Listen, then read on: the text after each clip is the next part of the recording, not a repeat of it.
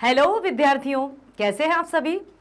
आपकी लाली Verma madam magnet brains के Hindi medium channel पर आप सभी प्यारे प्यारे विद्यार्थियों का दिल से स्वागत करती हैं। स्वागत करने के साथ ही साथ आशा भी करती हैं कि आप सभी होंगे स्वस्थ, मस्त, एकदम तंदुरुस्त, क्योंकि आप नियमित दिनचर्या का पालन कर रहे होंगे। सुबह उठना, टाइम पर सोना, जागना, खाना पीना, खेलना कूदना, पढ़ना लिखना, सब में बहुत अच्छे से तालमेल स्थापित करके आप अपने जीवन को खुशनुमा बना रहे होंगे और विद्यालय में दिए जाने वाले कार्य को भी, चाहे वो क्लास वर्क हो या होमवर्क हो, उसको भी आप समय पर पूरा कर रहे होंगे ताकि टीचर्स की डांट खाने से बचे रहते होंगे। ईमानदारी से बताओ मुझे जरा कि कौन कौन ऐसे बच्चे हैं, ऐसे स्टूडेंट्स हैं जो टीचर से हर दिन डांट खाते हैं। बता देना हाँ कमेंट बॉक्स में, मैं किसी से नहीं कहूंगी। आप चलते हैं इस वीडियो की तरफ। मैग्नेट ब्रेन्स में मैं आ गई हूं आपके लिए। मैग्नेट ब्रेन्स एक ऐसा प्लेटफॉर्म जो कक्षा 7वीं से 12वीं तक की online school education 100% free provide करता है, और ना केवल स्कूल एजुकेशन बल्कि सभी प्रकार की प्रतियोगी परीक्षाओं के वीडियोस भी आपको मैग्नेट ब्रेन्स देता है 100% फ्री। जैसे NTSC, olympiad, IIT, JEE, NEET, UPSC, bank, insurance, CAIIB, JAIIB, RRB, SSB, सभी प्रकार की परीक्षाओं के मीन्स प्रतियोगी परीक्षाओं के वीडियोस भी आपको प्राप्त होते हैं मैग्नेट ब्रेन्स पर 100% फ्री। इसलिए आप बस बने रहो मैग्नेट ब्रेन्स पर।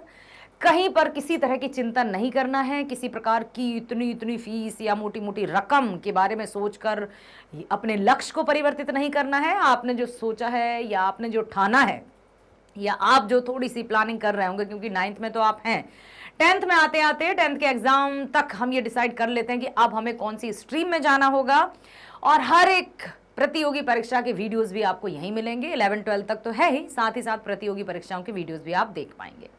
सो मेरे प्यारे विद्यार्थियों, हमने अपनी पाठ्य पुस्तक गोधूली भाग 1 का पाठ 3 शुरू कर दिया है। ग्राम गीत का मर्म लिखा गया है लक्ष्मी नारायण सुधांशु जी द्वारा। हमने प्रीवियस वीडियो में क्या जाना, बताइए, क्या किसी को पता है ग्राम गीत किसे कहते हैं? हो सकता है आपका पहला प्रश्न यही हो कि ग्राम गीत का अर्थ बताइए, और फिर मैं आपसे कह दूं कि आप ही बताइए, मैं नहीं बताऊंगी। छात्र स्वयं करें, आपको स्वयं करना है। या फिर जो पाठ का सार बताया गया है उसमें आपने सुना होगा, समझा होगा, तो इस प्रश्न का उत्तर आपको ही लिखना होगा। तो थोड़ी सी मैं चर्चा कर लेती हूँ आपसे, ताकि आपको एकदम ऐसा ना लगे ओ हम कैसे बताएं। ऐसे बताएंगे आप। ग्राम गीत किसे कहते हैं? ग्राम गीत जो गांव में किसी भी विशेष अवसर पर, जैसे विवाह हो, जनेऊ उदाहरण हो, या गोपीवीत कहते हैं जिसको, या मंडप, या नामकरण संस्कार हो, बहुत से जो भी कार्यक्रम होते हैं उनमें स्त्रियों के द्वारा, प्रमुख रूप से स्त्रियों के द्वारा गाए जाने वाले संस्कृति और अपने हृदय के भावों का उद्गार करते हुए जो गीत गाए जाते हैं उनको ग्राम गीतों में शामिल किया गया है। ग्राम गीतों का और थोड़ा सा बढ़ा हुआ रूप कला गीत कहलाता है। अब ग्राम गीत का जो विशेष रूप माना गया है वो स्त्रीण ही माना गया है, मतलब स्त्रियों के द्वारा जो रीति रिवाज के अनुसार जो चला आ रहा है ना, उसमें उन्होंने, ऐसा नहीं है कि कुछ वैज्ञानिक तरीका हो, कुछ मस्तिष्क की उपज हो, मस्तिष्क की उपज नहीं है, दिल से, हृदय से भावनाओं के उद्गारों को शब्दों के रूप में लय और ताल के साथ प्रस्तुत किया जाने वाला गीत ग्राम गीत कहलाता है। ठीक है। और अब देखा जाए तो क्या पुरुष नहीं गाते हैं? पुरुष भी गाते हैं। पुरुषों ने सोचा भाई हम क्यों पीछे रहे, तो उन्होंने भी सोचा कुछ ऐसे गीत गुनगुनाए जाए जो जैसे हल चलाते समय या नाव खेते समय जो भी गीत उनके मन में आए। एक वो गीत है ना, कौन दिशा में लेके चला रे बटुहिया, कौन दिशा में, सुना है? बैलगाड़ी पर जाते हैं, कौन सी मूवी है, नदिया के पार शायद, है ना, जिसमें बहुत अच्छा। और सुनाओ, चलो सुनाती हूँ, मुझे वैसे भी गीत गाने में बड़ा मजा आता है। ठीक है।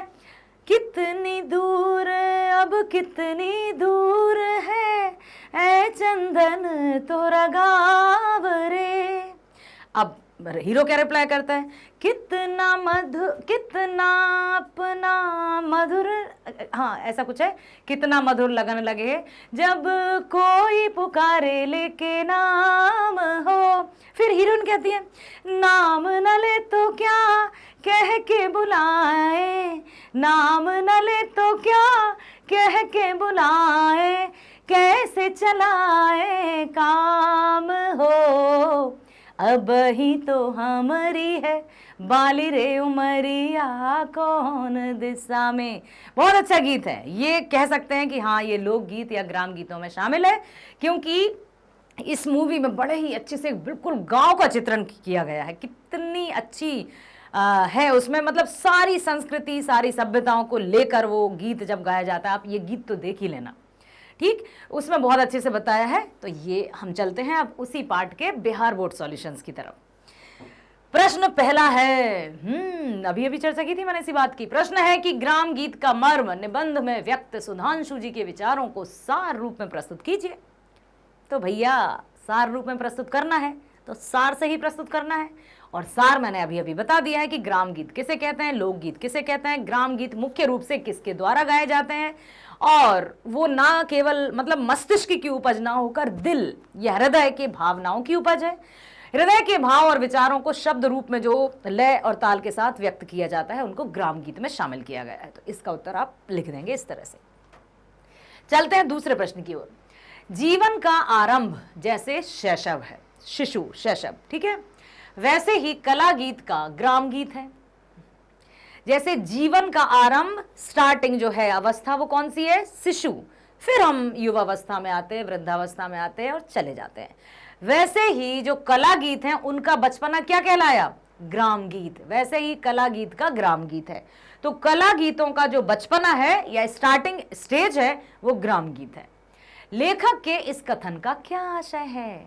जहां पर भी आशय पूछा जाता है वहां पर उत्तर में हमें यह लिखना अनिवार्य होता है कि ये जो पंक्तियां हैं वो किस पाठ की हैं और लेखक कौन है। तभी जाकर आशय को बहुत अच्छे से समझा जाता है, क्योंकि आशय कोई 1 नंबर का नहीं पूछा जाता, 2 नंबर का भी नहीं पूछा जाता, 3 या 4 या 5 नंबर के प्रश्न आते हैं इस तरह के। तो जब आप स्टार्टिंग में लिख दोगे तो कि ये पाठ कौन सा है, ग्राम गीत से लिया गया है और लक्ष्मी नारायण मिश्र या सुधांशु जी इसके लेखक हैं, पाठ पुस्तक का नाम लिख दोगे तो और भी उत्तम हो जाएगा। इससे क्या समझ में आ जाता है चेकर को कि वाह वाह वाह भाई क्या बात है, बच्चे को सब पता है। तो नंबर तो एक तो पहली लाइन में ही 1 नंबर पक्का हो जाता है आपका। देखिए लिखा है, प्रस्तुत पंक्तियां लक्ष्मी नारायण सुधांशु जी द्वारा रचित ग्राम गीत के मर्म पाठ से उद्धृत हैं। इसमें लेखक ने कला गीत और ग्राम गीत का संबंध जीवन से उद्घाटित किया है। सुधांशु जी ने बताया है कि ग्राम गीत संभवतः वह जातीय आशु कवित्व है। स्टार्टिंग मतलब ना तो उसको कविता कहा गया, ना तो उसको गीत कहा गया, ना उसको लोकगीत कहा गया, ना कला गीत कहा गया, तो क्या कहा गया, ग्राम गीत कहा गया। मतलब स्टार्टिंग की जो स्टेज है, जैसे शिशु जीवन की जो प्रारंभिक अवस्था है वो शैशव अवस्था है, उसी तरह से गीतों की जो प्रारंभिक अवस्था है, लोक गीतों की जो प्रारंभिक अवस्था है वो ग्राम गीत है। तो यहां पर और लिखा है कि जो कर्म या क्रीड़ा के तल पर रचा गया है। कर्म और क्रीड़ा किसे कहते हैं, क्रीड़ा है कीड़ा नहीं है क्रीड़ा मीन्स खेल कूद आदि जो क्रीड़ाएं की जाती हैं। तो जो कर्म या क्रीड़ा के तल पर रचा गया है गीत का उपयोग जीवन के महत्वपूर्ण समाधान के अतिरिक्त साधारण मनोरंजन भी है। अब गीत में भावनाओं का उद्गार है, एक दूसरे से अपने विचारों का प्रस्तुतिकरण गीत है, लेकिन यहां पर यह भी लिखा है कि मनोरंजन भी है, मजा भी आता है, मौज मस्ती में गा रहे हैं, झांझ मंजीरे लेकर खंजड़ी डपली सब लेकर मौज मस्ती से गा रहे हैं। स्त्रियां तो गाती हैं लेकिन बच्चे भी झूमने लगते हैं, जो भी वहां बैठा है उनको भी मजा आता है। तो एक मनोरंजन का भी ये साधन माने जाते हैं। इस तथ्य के माध्यम से सुधांशु जी ने दार्शनिक विचारों को हमारे सामने रखकर सत्य को उजागर किया है कि ये है ग्राम गीत की मुख्य विशेषता, कि क्यों ग्राम गीतों को कला गीत का बचपना कहा गया है। जैसे जीवन का जो शैशव अवस्था है वो प्रारंभिक अवस्था है, वैसे ही कला गीत की प्रारंभिक अवस्था ग्राम गीत है। अगला प्रश्न, गृहस्थ्य कर्म विधान में स्त्रियां किस तरह के गीत गाती हैं। अब जैसे चक्की पीस रहे हैं और कोई भी चावल अमनिया करना, बीनना या पापड़ बनाना, बहुत सारे काम जब स्त्रियां घर में रहकर करती थीं या गांव में आज भी करती हैं, तो क्या करते हैं वो, हाँ जैसे शादी विवाह हो तो हल्दी भी कूटते थे पहले, अब तो सब कुछ रेडीमेड मिलता है। तो कहीं ये हो रहा है तो कहीं गेहूँ बीने छाने जा रहे हैं तो गाते भी थे, तो वही कहलाते हैं ग्राम गीत। ठीक है, जैसे चक्की पीसते समय, धान कूटते समय, चरखा काटते समय, अपने शारीरिक श्रम को हल्का करने के लिए स्त्रियां गीत गाती हैं कि जो भी मतलब देखो आप, ये भी कितनी बड़ी बात है ना कि वहां एनर्जी हो रही है मतलब खर्च, लेकिन फिर भी गीत के माध्यम से उस एनर्जी को मतलब वो जो ऊर्जा उनकी खर्च हो रही है उसका उन्हें पता ही नहीं चल रहा, मौज मस्ती में किए जा रहे हैं अपने कार्य। तो ये भी एक बड़ा ही रोचक और सराहनीय कार्य किया गया है स्त्रियों के द्वारा। अगला प्रश्न है, मानव जीवन में ग्राम गीतों का क्या महत्व है? मानव के जीवन में ग्राम गीतों का क्या महत्व है? क्या आजकल ग्राम गीतों का जो महत्व है वो घटता जा रहा है, या फिर पाश्चात्य या जो भी चित्रपट संगीत है, क्या उन्होंने उन गीतों के हिस्से का जो महत्व था वो ले लिया है? क्या इसलिए महत्व घट रहा है या उतना ही बना है? ये हमें देखना है। आपको क्या लगता है, क्या ग्राम गीतों की जो महत्ता पहले थी उतनी ही है? नहीं है। क्यों नहीं है? क्योंकि धीरे धीरे धीरे, यदि मैं अपनी ही बात करूं कि जब मैं छोटी थी तो कोई शादी विवाह या बारात वगैरह आती थी तो स्त्रियां, बहुत सारी स्त्रियां बैठकर गीत गाती थी। समझ में नहीं आता था गा क्या रही हैं, लेकिन मजा आता था। ठीक है, अब देखते हैं तो वो इतनी सारी, मतलब ढेरों, मान लो 50, 60, 100 स्त्रियां बैठी हैं। पहले उतनी स्त्रियां गीत गाती थी, धीरे धीरे बढ़ते उनकी संख्या 20 हो गई, या फिर किसी को पता ही नहीं है। अब चले हम अपनी जनरेशन पर, तो हमें पता ही नहीं है कि ग्राम गीत कैसे गाए जाते हैं। अब आप सोच रहे हैं आप गा तो रही हो, हाँ मतलब कुछ कुछ पता है क्योंकि गांव से जुड़े हैं, तो एकदम से हम अनभिज्ञ भी हैं ये भी नहीं कह सकते। लेकिन और जो हमारी पीढ़ी है, जैसे आप लोग हैं, उनको शायद ही, यदि गांव से रिलेटेड हम नहीं हैं या गांव में हम आते जाते नहीं हैं किसी फंक्शंस में या कहीं भी नहीं जाते हैं, तो फिर हमें ग्राम गीतों का मर्म समझ में नहीं आएगा। और जो फर्स्ट टाइम उनको सुनते हैं तो क्या गा रहे हैं, कुछ भी गाते रहते हैं, मतलब ऐसा रिएक्शन भी मिलता है। तो प्रश्न यही है कि मानव जीवन में ग्राम गीतों का महत्व है, उतना ही महत्व है या कम होता जा रहा है, वो भी हमें देखना है। मानव जीवन में ग्राम गीतों का महत्व मुख्य रूप से पारिवारिक जीवन से है, और नाम ही उसका ग्राम गीत मतलब गांव से संबंधित है। शहर तो इससे बहुत दूर है। ग्राम गीतों का महत्व मानव जीवन में पुरुष और स्त्रियों में अलग अलग है। सबके ऐसा नहीं है कि जो महत्व स्त्रियों के लिए होगा ग्राम गीतों का वही महत्व पुरुषों के लिए होगा, नहीं, सबके लिए डिफरेंट है। पुरुष और स्त्रियों के गीतों की तुलनात्मक अध्ययन में ग्राम गीतों की प्रकृति स्त्रीण ही रही। जब पुरुष गीत और स्त्रियों के गीतों की तुलना की गई तो स्त्रियों को ज्यादा अच्छा मतलब माना गया कि हाँ स्त्रीणी है। पुरुष का आक्रमण उन पर नहीं किया जा सका। स्त्रियों ने जहां कोमल भावों की अभिव्यक्ति की, वहां पुरुषों ने अवश्य अपने संस्कारवश प्रेम को प्राप्त करने के लिए युद्ध घोषणा की। हाँ, अब स्त्रियों के मन में कोमल भाव रहते हैं, वो अपने जो भाव या विचार रहते हैं उसको अच्छे से व्यक्त करते हैं, लेकिन पुरुष हक या फिर अधिकार या युद्ध की घोषणा कर देते हैं। इस प्रकार मनुष्य की दो सनातन प्रवृत्तियां, प्रेम और युद्ध का वर्णन भी ग्राम गीतों में मिलता है। तत्वतः ग्राम गीत हृदय की वाणी है। बस इतना याद रखो, जब भी आपसे पूछा जाए कि ग्राम गीत क्या है, तो ग्राम गीत हृदय की वाणी है, मस्तिष्क की ध्वनि है। ध्वनि सिर्फ मस्तिष्क की है, लेकिन दिल की आवाज है, या दिल की आवाज लिखा है ना, हृदय की वाणी मतलब दिल की आवाज, लेकिन आपको जब लिखेंगे तब हृदय की वाणी ही लिखना है, क्योंकि लिखित भाषा बोलचाल की भाषा से अधिक उत्कृष्ट मानी जाती है। तो ग्राम गीत हृदय की वाणी है और मस्तिष्क की ध्वनि है। इसलिए मानव जीवन में ग्राम गीतों का बहुत बहुत बहुत बहुत ही व्यापक महत्व है, और आज भी उनको उसी महत्ता के साथ गाया और बजाया जाता है। समझ आया? चलो तो आ जाओ अगले प्रश्न पर। ग्राम गीत हृदय की वाणी है, अभी हमने देखा, मस्तिष्क की ध्वनि नहीं। क्यों भाई? स्पष्ट करना है। तो प्रस्तुत पंक्तियां लक्ष्मी नारायण, जब स्पष्ट करिए, आशय स्पष्ट करिए, कुछ भी आता है तो मैंने अभी बताया कि इस तरह के प्रश्न जब आएंगे तो हमें लिखना होगा कि ये पंक्तियां किस पाठ से ली गई हैं और इसके रचयिता लेखक कौन है। तो अब बताइए, पाठ्य पुस्तक गोधुली भाग 1 से ली गई हैं, पाठ 3 ग्राम गीत का मर्म से ली गई हैं, लेखक हैं लक्ष्मी नारायण सुधांशु जी। प्रस्तुत पंक्तियां लक्ष्मी नारायण सुधांशु द्वारा लिखित ग्राम गीत का मर्म पाठ से उद्धृत हैं। इसमें लेखक ने ग्राम गीत के उद्गम स्थान की खोज बड़े ही मनोवैज्ञानिक और दार्शनिक ढंग से की। लेखक का कहना है कि ग्राम गीत हृदय की वाणी है। जैसी परिस्थिति आई, इसकी उद्भावना व्यक्तिगत जीवन के उल्लास विषाद को लेकर हुई। मानव जातीयता में उसकी सारी व्यक्तिक विशेषता अंतर्निहित हो गई। अंतर्निहित मतलब मन में रह गई। वह व्यक्ति को साथ लेकर भी उसको प्रधान ना रख। लेखक का कहना है कि ग्राम गीत हृदय की वाणी है। जैसी परिस्थिति आई उसकी उद्भावना व्यक्ति जीवन के उल्लास विषाद को लेकर हो गई है और मानव जाति में उसकी सारी व्यक्ति विशेषता अंतर्निहित हो गई।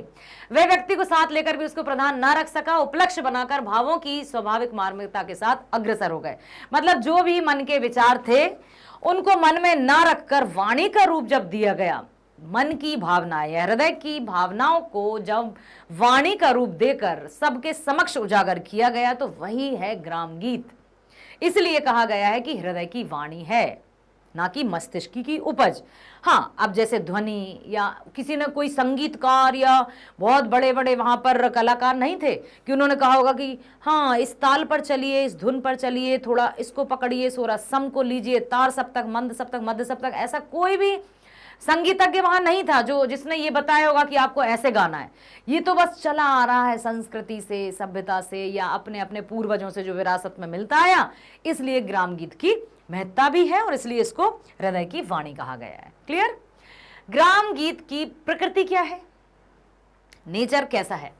ग्राम गीत में रचना की जो प्रकृति थी वह स्त्रीण थी। स्त्रियों के द्वारा ही यह मुख्य रूप से गाया गया। स्त्रियों की भावनाओं को व्यक्त ग्राम गीतों के माध्यम से किया गया, जो कि बहुत ही अच्छा रहा, सबके मन तक पहुंचा।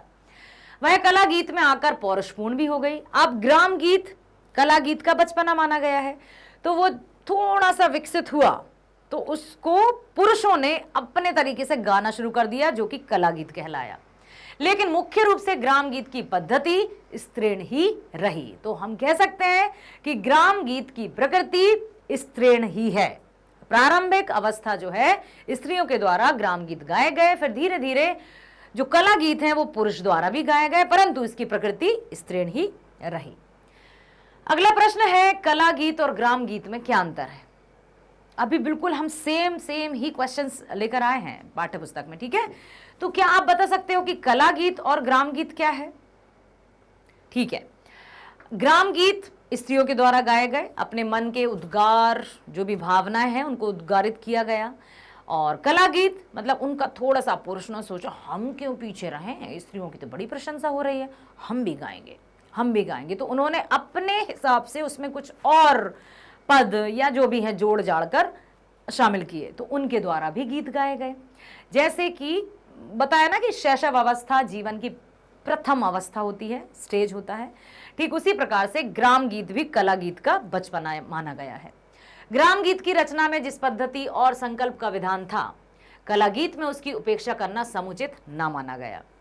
अत्यधिक संस्कृत तथा परिष्कृत होने के बाद भी कला गीत अपने ग्राम गीत से कला गीत के परिवर्तन में एक बात उल्लेखनीय है कि ग्राम गीत में रचना की जो प्रकृति स्त्रीण थी वही कला गीत में आकर पौरुषपूर्ण हो गई। स्त्री और पुरुष रचयिता के दृष्टिकोण में जो सूक्ष्म और स्वाभाविक भेद हो सकता है वह है ग्राम गीत और कला गीत की अंत प्रकृति में बना रहा ग्राम गीत स्त्री की ओर से पुरुष के प्रति प्रेम की जो आसन्नता थी, मतलब स्त्रियों के मन में प्रेम की जो भावना थी उसको प्रकट किया गया ग्राम गीतों के माध्यम से, वह कला गीत में बहुधा पुरुष के उपक्रम के रूप में परिवर्तित होने लगी।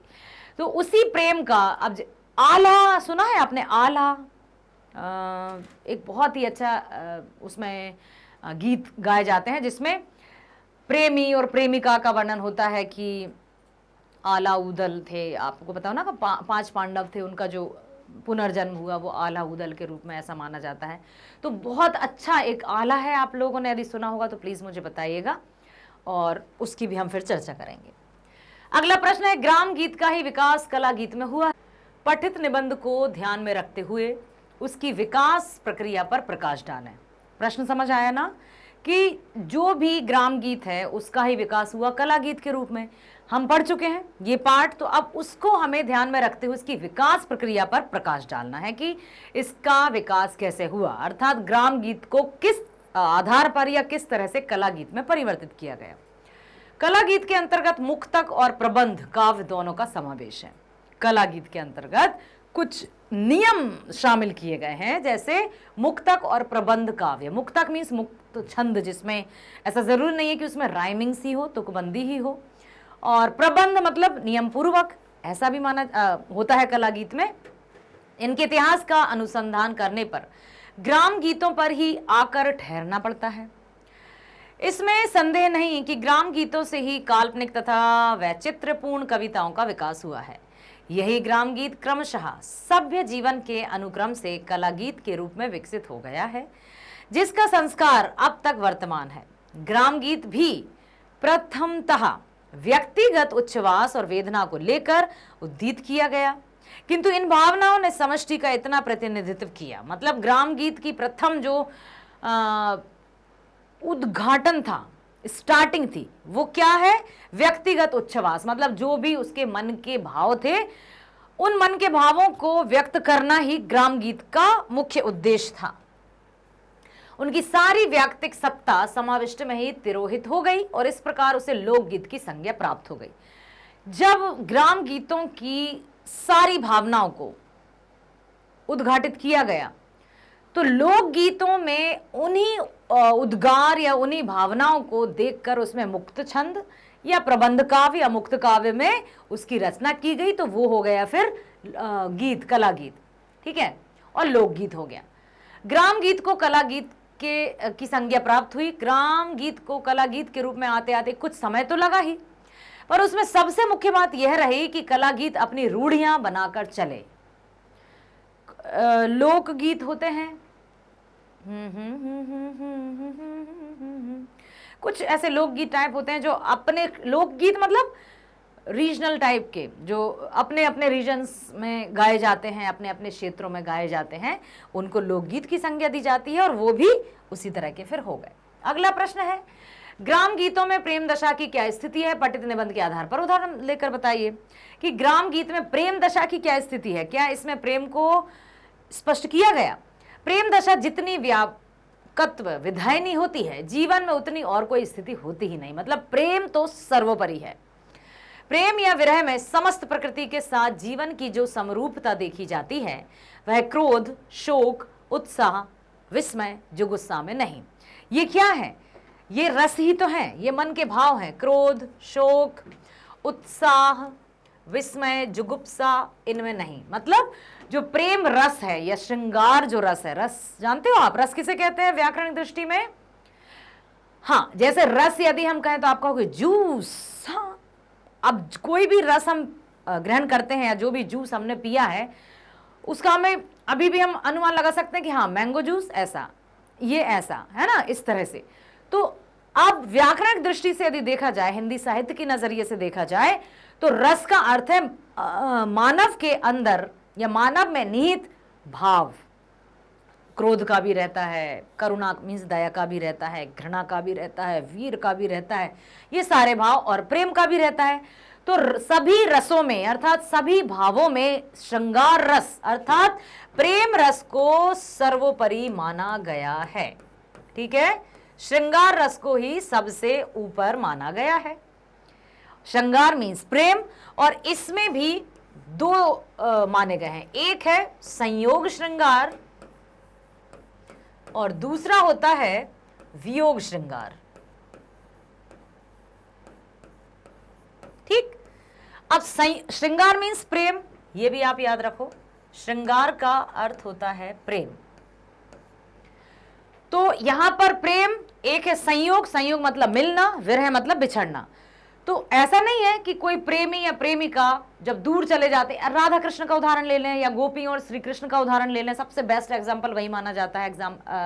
मतलब श्रृंगार रस की यदि हम बात करें, प्रेम रस की यदि हम बात करें, तो संयोग मतलब जब राधा और कृष्ण मिले या गोपियां और कृष्ण के बीच में रासलीला हुई, वो संयोग है।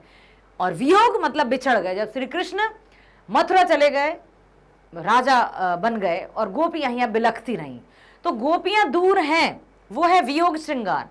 है तो प्रेम, प्रेम में वो दुखी हैं, तो दुखी होने का तात्पर्य नहीं कि वो आप श्री कृष्ण से प्रेम नहीं करती हैं। तो श्रृंगार के भी दो हैं, जैसे यहां देखा गया है। प्रेम या विरह में समस्त प्रकृति के साथ जीवन की जो समरूपता देखी जाती है, मतलब प्रेम, मिलना और बिछड़ने में सबसे सुंदर जो एक रूपता देखी जाती है, ना तो वह क्रोध में है, ना वो शोक मीन्स दुख में है, ना उत्साह मीन्स वीरता में है, ना विस्मय मीन्स आश्चर्य में है, ना ही जुगुप्सा मीन्स घृणा में है। तो प्रेम रस को ही सबसे ऊपर माना गया है। तो ग्राम गीतों में प्रेम दशा की क्या स्थिति है? ग्राम गीतों में प्रेम दशा को ही सबसे ऊपर रखा गया है। प्रेम की पराकाष्ठा ग्राम गीतों में देखी जा सकती है। ठीक है, नेक्स्ट क्वेश्चन है, प्रेम या विरह में समस्त प्रकृति के साथ जीवन की जो समरूपता देखी जाती है वह क्रोध, शोक, विस्मय, उत्साह या घृणा में नहीं। घृणा मतलब जुगुप्सा। तो आशय स्पष्ट कीजिए। अभी अभी हमने पढ़ा ना कि प्रेम सर्वोपरि है, लेकिन और भी कई रस होते हैं व्यक्ति के अंदर, जैसे शोक है, विस्मय है, उत्साह है, जुगुप्सा। जुगुप्सा मतलब घृणा, वो नहीं है। तो किस आधार पर? प्रस्तुत पंक्तियां लक्ष्मी नारायण सुधांशु जी द्वारा लिखित ग्राम गीत का मर्म शीर्षक से उद्धृत की गई हैं। इसमें लेखक ने प्रेम की क्या क्या दशा होती है उसका मनोवैज्ञानिक विश्लेषण भले ही मार्मिक ढंग से किया है। लेखक का कहना है कि विरहाकुल पुरुष पशु, पक्षी, लता, द्रुम सबसे अपनी वियुक्त प्रिय का पता पूछता है। श्री राम को देखिए ना, किस तरह से वन वन भटक रहे थे। सीते, लक्ष्मण जी कहते भाभी, और सबसे वो पूछते जा रहे थे, वृक्ष से, लताओं से, पत्तों से, पक्षियों से, सबसे पूछते जा रहे थे। तो प्रेम में जो प्रेमी है वो अपनी प्रिय का पता सबसे पूछता रहता है, किंतु क्रुद्ध मनुष्य अपनी शत्रु का पता प्रकृति से नहीं पूछता, बताया गया है। यही कारण है कि प्रेमिका या प्रेमी प्रकृति के साथ अपने जीवन का जैसा साहचर्य मानते हैं वैसा और कोई नहीं। वाह, क्या बात कही है कि जो प्रेमी और प्रेमिका रहते हैं, मतलब श्रृंगार रस में प्रकृति को सबसे निकट रखा है, लेकिन अन्य किसी में नहीं। चाहे वो रौद्र हो, क्रोध हो या विस्मय आदि हो, उसमें किसी में भी प्रकृति का सहचर्य नहीं माना है। मनोविज्ञान का यह तथ्य काम एक प्रणाली के रूप में समाविष्ट कर लिया गया है। प्रिय के अस्तित्व की सृष्टि व्यापनी भावना से जीवन और जगत की कोई वस्तु अलग नहीं कर सकती। यही लेखक का आशय है जो दार्शनिक आधार पर सत्य साबित होता है। ठीक है, अगला प्रश्न है, ग्राम गीतों में मानव जीवन के किन प्राथमिक चित्रों के दर्शन होते हैं? कौन से प्राथमिक चित्र? प्राथमिक मीन्स प्राइमरी। ग्राम गीतों में मानव जीवन के उन प्राथमिक चित्रों के दर्शन होते हैं जिनमें मनुष्य साधारणतः अपनी लालसा, अपनी वासना, प्रेम, घृणा, उल्लास, विषाद, समाज की मान्य धारणाओं से ऊपर नहीं उठ सका है और अपनी हृदयगत भावनाओं को प्रकट करने में उसने कृत्रिम शिष्टाचार का प्रतिबंध भी नहीं माना गया है। यही बताया गया है। अगला है, गीत का उपयोग जीवन के महत्वपूर्ण समाधान के अतिरिक्त साधारण मनोरंजन भी है। निबंधकार ने ऐसा क्यों कहा कि जो भी ग्राम गीत हैं उनका प्रेम से जुड़ा हुआ संबंध है, या जो भी उनके जो मन के भाव हैं उन भावनाओं को उद्गार करना भी है ग्राम गीत का अर्थ। तो उन्होंने ये भी कहा है कि उसके साथ साथ ये मनोरंजन से भी जुड़ा है। क्यों? मनोरंजन के विविध रूप और विधियां हैं।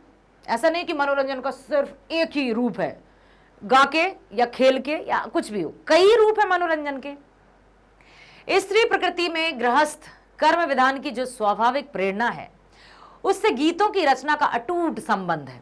जो भी स्त्रियां, जो घरेलू स्त्रियां हैं, आज भी यदि कार्य करती हैं, जैसे कोई भी कार्य हो रहा हो, उन कार्यों को करते समय वो कुछ गीत गुनगुनाती रहती हैं, उनका बहुत कनेक्शन है। ठीक है, चक्की पीसते समय, धान कूटते समय, चरखा काटते समय अपने शारीरिक श्रम को हल्का करने के लिए स्त्रियां गीत गाती हैं, जिसमें उसका अभिप्राय यह रहता है कि परिश्रम के कारण जो थकावट आई है उससे ध्यान हटाकर अन्यथा मनोरंजन में चित्त संलग्न किया जाए। और ये होता भी ऐसा कि ऐसा थकावट भी नहीं होती है और काम भी पूरा हो जाता है और मजा भी आ जाता है। तो मनोरंजन भी है, साथ ही साथ काम से भी जुड़ा हुआ है। अगला प्रश्न है, ग्राम गीतों के मुख्य विषय क्या हैं? निबंध के आधार पर बताइए। तो ग्राम गीतों में मानव जीवन के उन प्राथमिक चित्रों के दर्शन होते हैं जिनमें मनुष्य साधारण अपनी लालसा, वासना, प्रेम, घृणा, उल्लास, विषाद, समाज की मान्य धारणाओं से ऊपर नहीं उठ सका है और अपनी हृदयगत भावनाओं को प्रकट करने में उसने कृत्रिम शिष्टाचार का प्रतिबंध भी नहीं माना है। अगला प्रश्न, किसी विशिष्ट वर्ग के नायक को लेकर जो काव्य रचना की जाती थी, किन स्वाभाविक गुणों के कारण साधारण जनता के हृदय पर उनके महत्व की प्रतिष्ठा बनती थी? किसी भी एक विशिष्ट वर्ग के नायक, मतलब कोई भी विशिष्ट, जैसे श्री राम की हमने बात की या और किसी की भी हम उदाहरण देते हैं, तो जैसे राजा, रानी, राजकुमार या राजकुमारी, ऐसे ही समाज के किसी विशिष्ट वर्ग के नायक को लेकर काव्य रचना की जो प्रणाली बहुत प्राचीन काल से चली आ रही थी, जिसका संस्कृत साहित्य में विशेष महत्व था, उसका प्रधान कारण यह था कि वैसे विशिष्ट व्यक्तियों के लिए साधारण जनता के हृदय पर उनके महत्व की प्रतिष्ठा बनी हुई है। उसमें धीरोदात्त, दक्षता, तेजस्विता, रूढ़वंशिता, वग्मिता आदि गुण स्वाभाविक माने जाते थे। और जो भी कोई आइडियल पर्सन रहता है उसके गुणों को बहुत लोग उनके गुणों का अनुसरण करते हैं। ठीक है, अगला प्रश्न है, ग्राम गीत की कौन सी प्रवृत्ति अब काव्य गीत में चलने लगी है? तो बच्चे अब भी राजा, रानी, राक्षस, भूत, प्रेत, जानवर आदि की कहानियां सुनने में बहुत इंटरेस्ट जमाते हैं, बड़ा मजा आता है उनको। भूत की कहानियां तो मजा ही जाता है उनको। साधारणतः प्रत्यक्ष जीवन में जो घटनाएं होती हैं उनके अतिरिक्त जो जीवन से दूर तथा अप्रत्यक्ष हैं उनके संबंध में कुछ जानने की लालसा, उत्कंठा भी अधिक बनी रहती है। मानव जीवन का पारस्परिक संबंध सूत्र कुछ ऐसा विचित्र है कि जिस बात को हम एक काल और एक देश में बुरा समझते हैं उसी बात को दूसरे काल और दूसरे देश में अच्छा भी समझा जाता है। यही बात ग्राम गीत की प्रकृति से काव्य गीत की है। ठीक है, कि ऐसा नहीं है कि अच्छा कोई भी, आप कौन सी कहानी सुनना चाहोगे, एक राजा थे, एक रानी थी, ऐसा यो, अरे पता है क्या हुआ, इस बात को ज्यादा क्या हुआ क्या हुआ एक्साइटमेंट आता है। ठीक है, तो ये भी बताया है। ग्राम गीत के मेरुदंड क्या है, मतलब मुख्य जो उसको जकड़े रहते हैं, जो उसको पकड़े रहते हैं, वो क्या है? हमारी दरिद्रता के बीच में भी संपत्ति, शालीनता का यह रूप हमारे भाव को दीप्त करने के लिए ही उपस्थित किया गया है। ऐसे वर्णन कला में चाहे विशेष महत्व प्राप्त ना करें किंतु ग्राम गीत के मेरुदंड समझे जाते हैं। कौन कौन से? जैसे प्रेम, लालसा, ये सब चीजें। प्रेम दशा जितनी व्यापक विधायनी होती है जीवन में उतनी और कोई स्थिति नहीं। किस तरह से? अभी हमने देखा कि लेखक ने साफ साफ कहा है कि प्रेम दशा का जो रूप होता है वो बड़ा ही सुंदर होता है और प्रेम का संबंध प्रकृति से डायरेक्ट होता है, प्रत्यक्ष रूप से होता है। चाहे हम वेदों पुराणों की बात कर रहे हैं या पौराणिक कथाओं की बात करें तो प्रकृति में ठंडी ठंडी हवाओं का चलना, फूल चारों तरफ खिले रहना, बहुत सारी ऐसी बातें रहती है जिसमें प्रेमी प्रेमिका को आनंद की अनुभूति होती है, ऐसे और किसी में नहीं होती।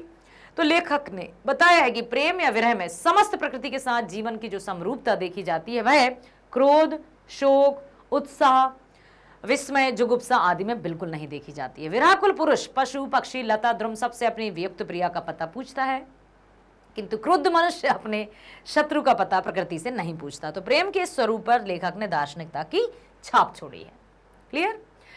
कला गीतों में पशु, पक्षी, लता, द्रुम, द्रुम मीन्स पेड़ होता है, ठीक है, आदि से जो प्रश्न पूछे हैं उनके उत्तर में वे प्राय मौन रहे हैं। विरही यक्ष मेघदूत भी मौन ही रहा है। लेखक के इस कथन से क्या आप सहमत हैं? बताइए।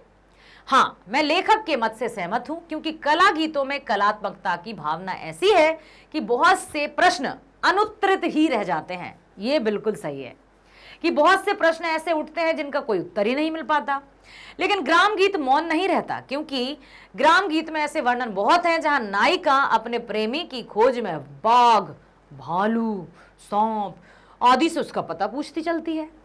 कवि वाल्मीकि ने भी विरह विह्वल राम के मुख से सीता की खोज के लिए ना जाने कितने पशु पक्षियों से उनके बारे में पूछा।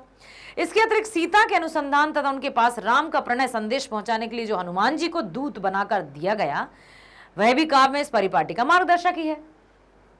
राम कहानी सुनो रे राम कहानी, है ना? कितने अच्छे से जब हनुमान जी जाते हैं तो यहां भी पशु पक्षी और उनके द्वारा बताया गया है। नेक्स्ट क्वेश्चन है, ग्राम गीत का मर्म। निबंध के शीर्षक में लेखक ने मर्म शब्द का प्रयोग क्यों किया है? वाह, बहुत अच्छा प्रश्न आया है। यूं कहूं कि मैं जो चाहती थी वो प्रश्न आया है। प्रस्तुत निबंध में लेखक ने ग्राम गीत के मर्म का उद्घाटन करते हुए काव्य और जीवन उसके महत्व का निरूपण किया है। तो ग्राम गीत का उद्भव और उसकी प्रवृत्ति का अनुसंधान करते हुए उन्होंने प्रतिपादित किया है कि जीवन की शुद्धता और गांव की सरलता का जितना मार्मिक वर्णन ग्राम गीतों में मिला है उतना लोकगीत या कला गीतों में नहीं मिला है। मार्मिक चित्रण जो मन को छू जाए, जो मन को एकदम टच कर दे, ठीक है, इसलिए दिया गया है। समझ आए? समझ आए होंगे, आशा करती हूँ। सुना है तो अवश्य समझ आए होंगे, समझ आए तो लाइक करना, सब्सक्राइब करना और अधिक से अधिक शेयर करना। आपको पता है ना, मैग्नेट ब्रेन्स आपके लिए कक्षा 7वीं से 12वीं तक की ऑनलाइन स्कूल एजुकेशन 100% फ्री लेकर आया है और हमेशा रहेगा। किसी भी प्रकार की चिंता मत कीजिएगा। आगे की जो आप पढ़ाई करेंगे, 11th-12th में भी जाएंगे, उसके बाद आप कॉम्पिटेटिव परीक्षा की भी तैयारी करेंगे, तो उसके वीडियोज भी आपको फ्री प्रोवाइड किए जाते हैं और हमेशा किए जाते रहेंगे। बने रहिए हमारे साथ मैग्नेट ब्रेन्स पर। मिलते हैं नेक्स्ट वीडियो में। स्वस्थ रहिए, खुश रहिए, bye bye, love you all.